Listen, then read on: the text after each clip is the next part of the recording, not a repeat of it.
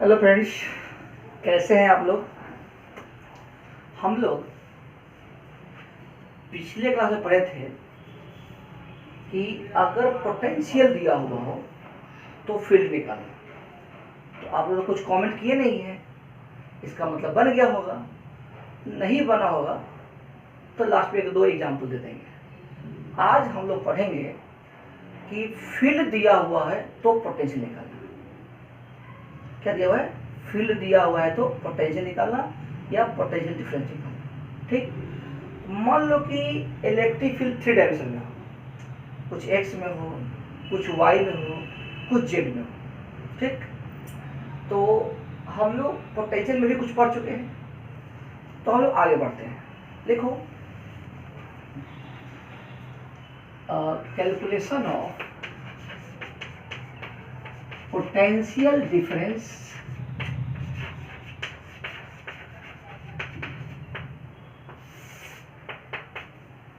देखो, मान लो कि लेट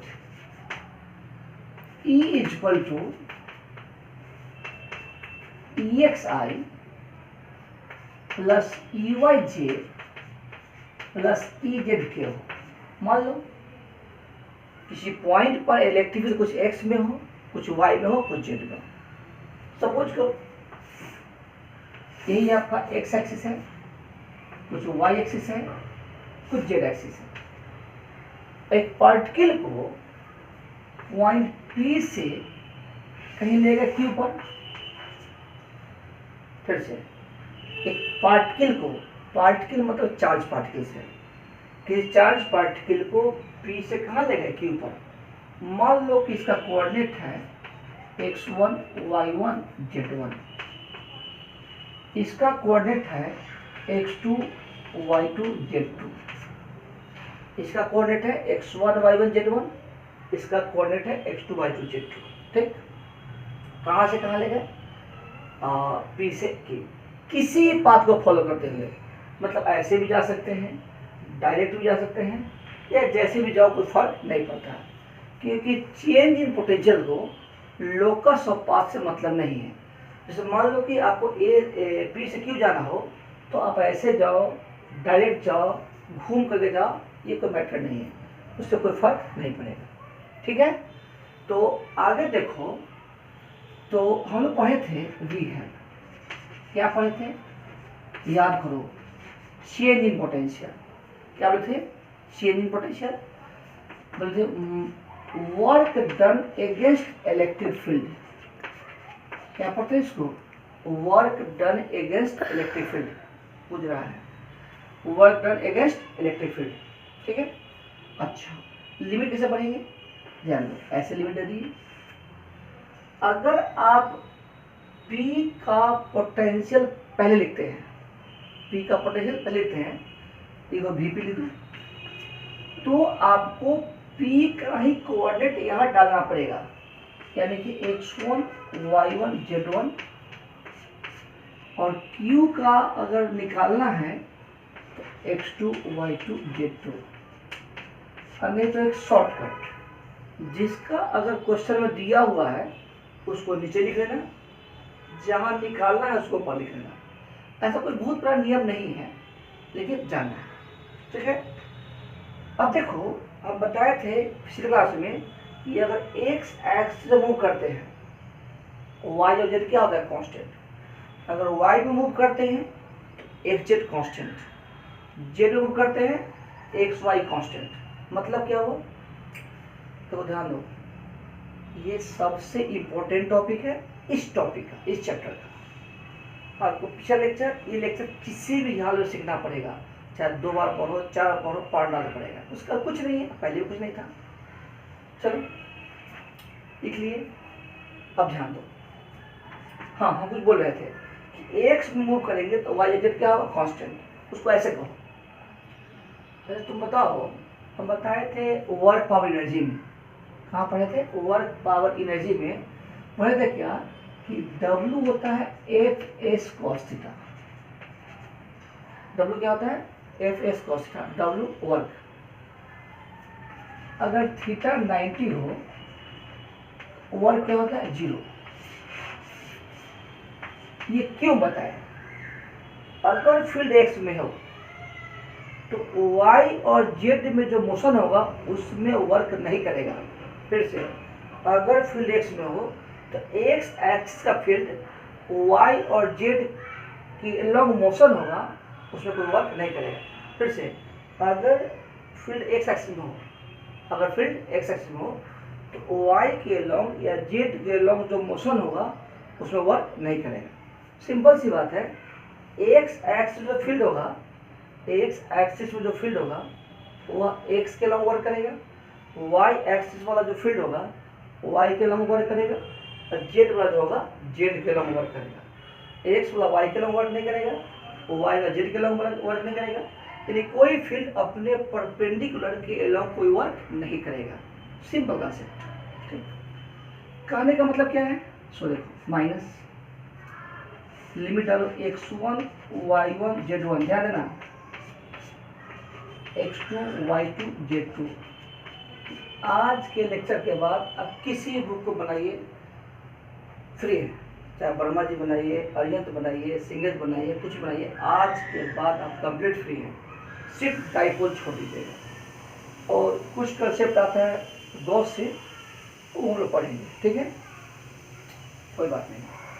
अब बताओ, इलेक्ट्रिक फील्ड मान लो ये 3 डायमेंशन में, तो यहाँ 3 डायमेंशन लिखेंगे। अगर 1 डायमेंशन होता तो 1 लिखते, जो रहता है यहाँ लिखते। देखो EXI EYJ EZ के डॉट, चूंकि 3 डायमेंशन में है इसलिए DX को भी लिख दो।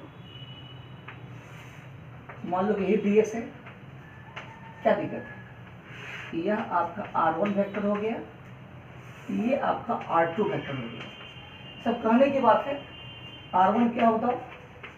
चला वेक्टर में, हालांकि यह जरूरत नहीं है, फिर भी जबरदस्ती बता रहे हैं। x1i y1j z1 के, x1i y1j z1 के। R2 क्या होगा? x2i y2j z2 की। इसका यह जरूरत नहीं है, ये सिर्फ समझने के लिए बता दिए। ठीक है, तो dx को क्या लिखेंगे? ds dxi dyj dz के। दिख रहा है कि नहीं? खुद लिख लो, dxi dyj dz के प्लस। ठीक है, अच्छा क्या लिखेंगे? dxi बोलो,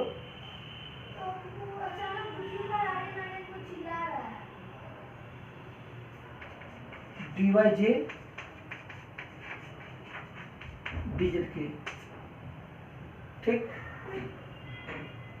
इसको मिटा दें, देखिए तो भाग बोले।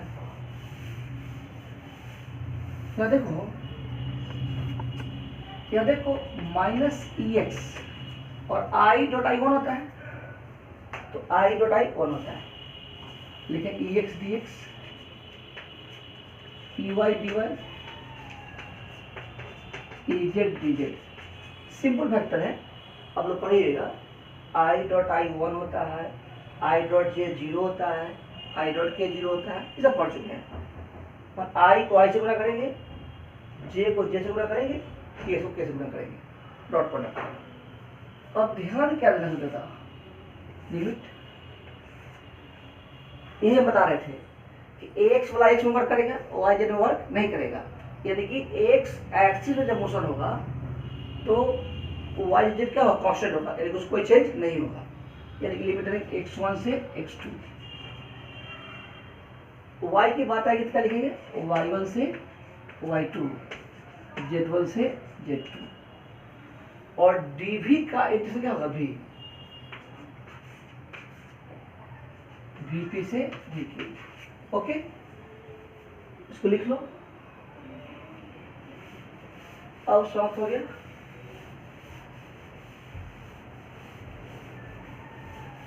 Okay,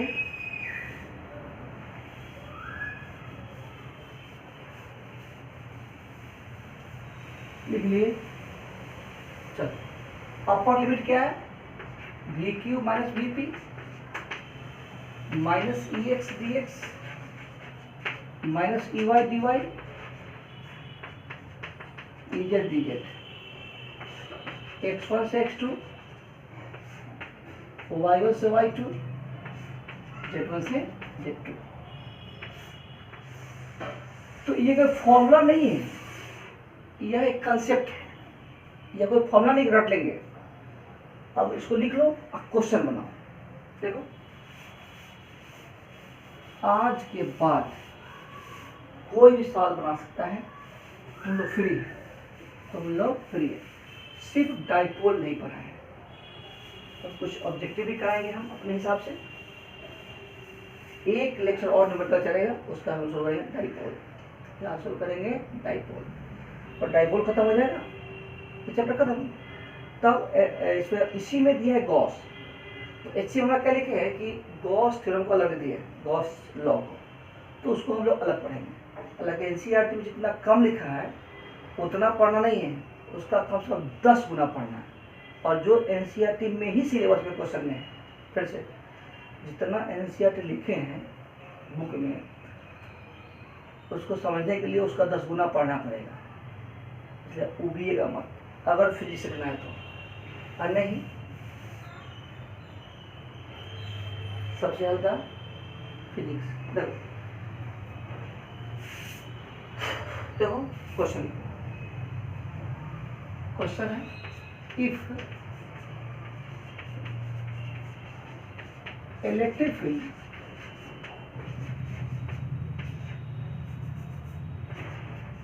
at a point in free space is given by,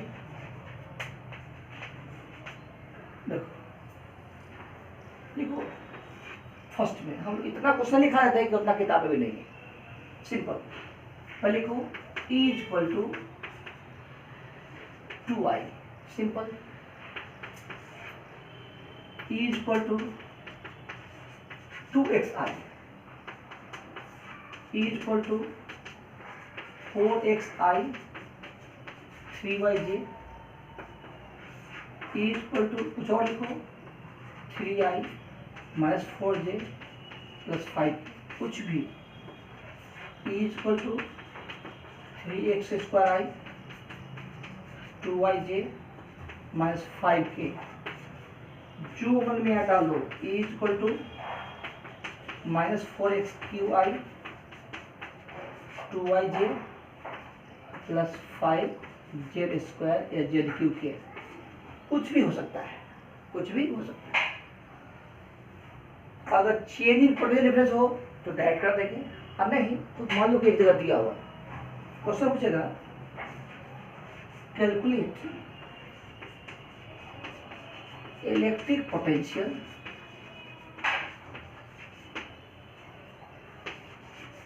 eight P, कुछ मान लो 4 - 3 2, ये सब अपने से कर रहे हैं, सोल्व आपको करना है, हम नहीं कुछ करने वाले हैं। If electric potential at Q 4, मान लो कुछ मान लो 204 इज माई 10 ये तुम्हारा क्वेश्चन है।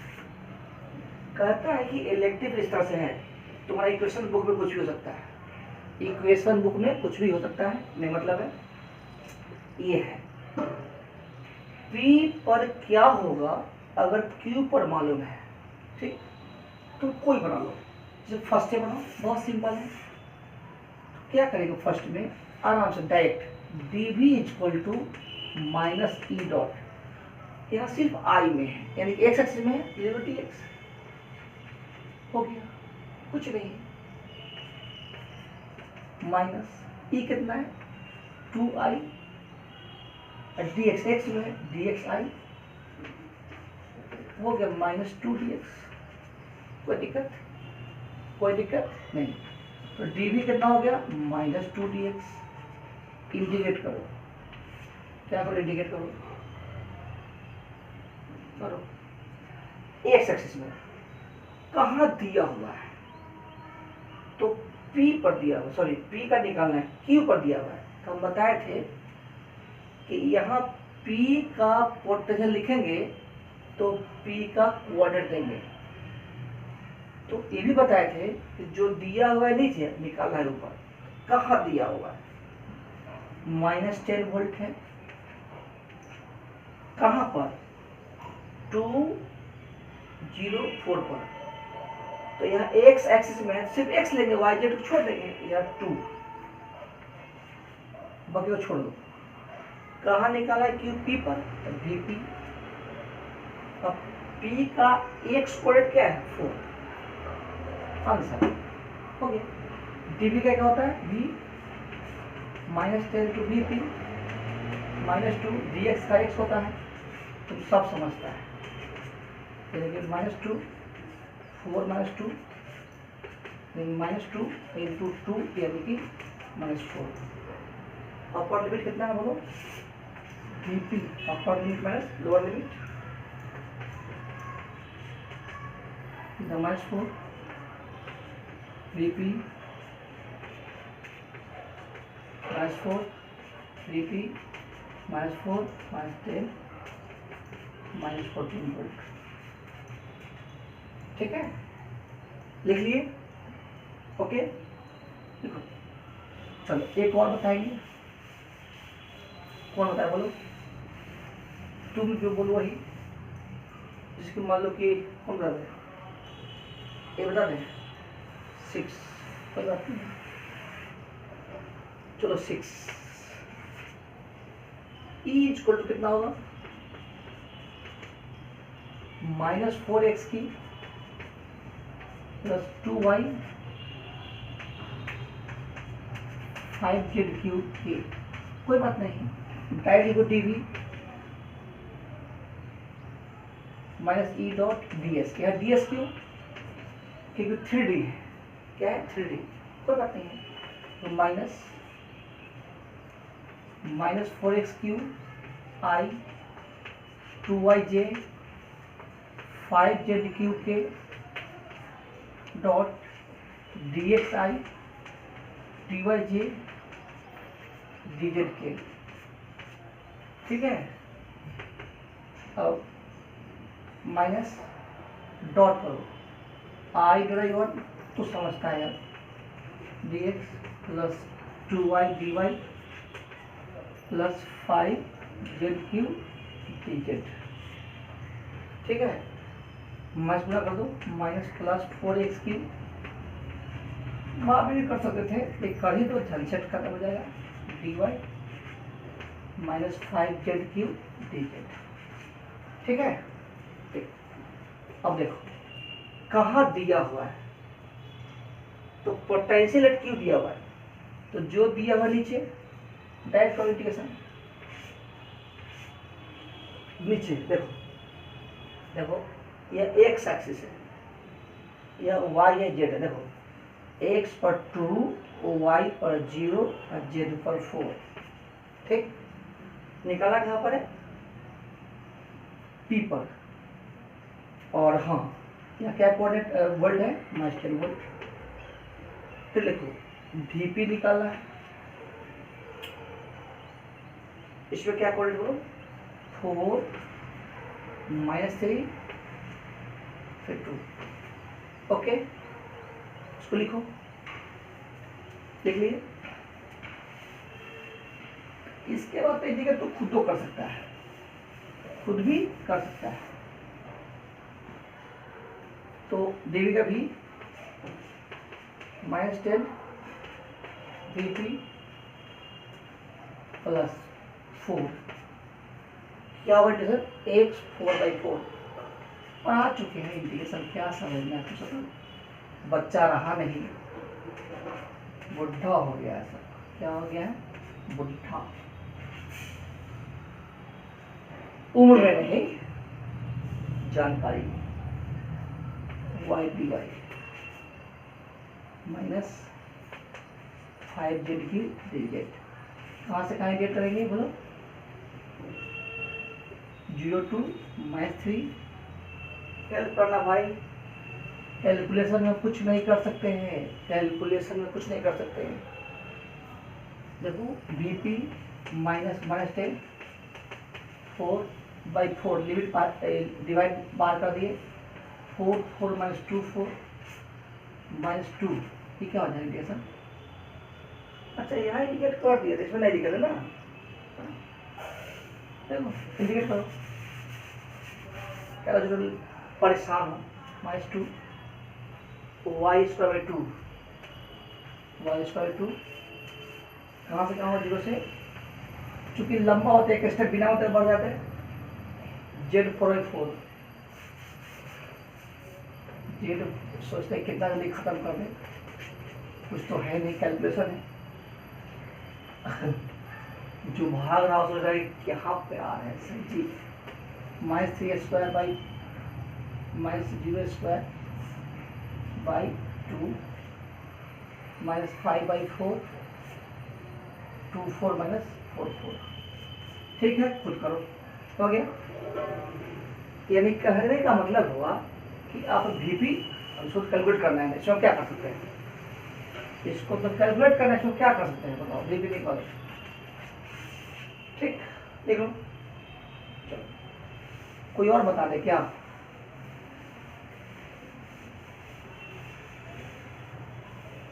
ठीक, बिठा दे,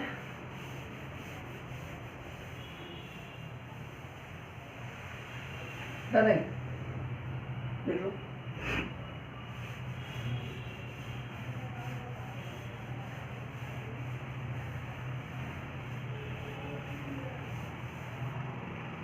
तो HCM कितना था ये, तो लोग होमवर्क देते हैं, HCM बोला HCM तुम लोग को होमवर्क देते हैं,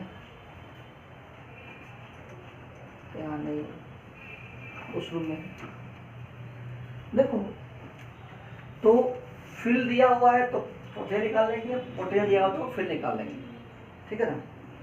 हम लोग इसी बार में 50 तक क्वेश्चन कर लिए थे, ठीक है, तो हम होमवर्क देते हैं, आप लोग बनाइएगा। नेक्स्ट लेक्चर में हम कुछ स्पेशल क्वेश्चन कराएंगे, गाइड में है लेकिन कंसेप्ट साफ हो जाएगा। हम बोले हैं एक लेक्चर के बाद हम लोग शुरू करेंगे डाइपोल, डाइपोल में 2 लेक्चर चलेगा मैक्सिमम, चैप्टर खत्म, ठीक। तो एनसीईआरटी बनाएंगे, एनसीईआरटी में सब बनाना नहीं है क्योंकि उसमें कुछ फ्लक्स भी मिला हुआ है, तो होमवर्क लिख लो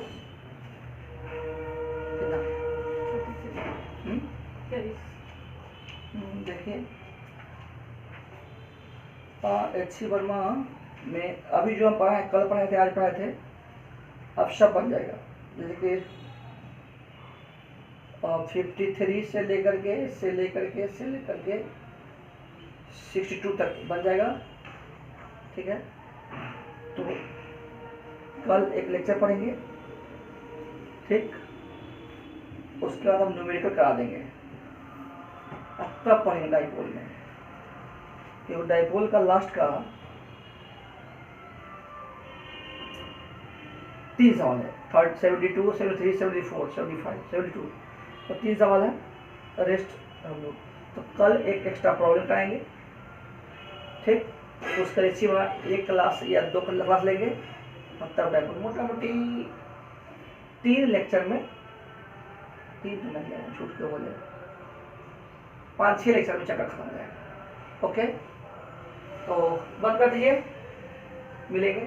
और आप लोग क्या कीजिएगा कि लेक्चर को सब्सक्राइब कीजिए, दोस्तों को बताओ, अधिक अधिक पढ़ना चाहिए, ठीक है, बाय।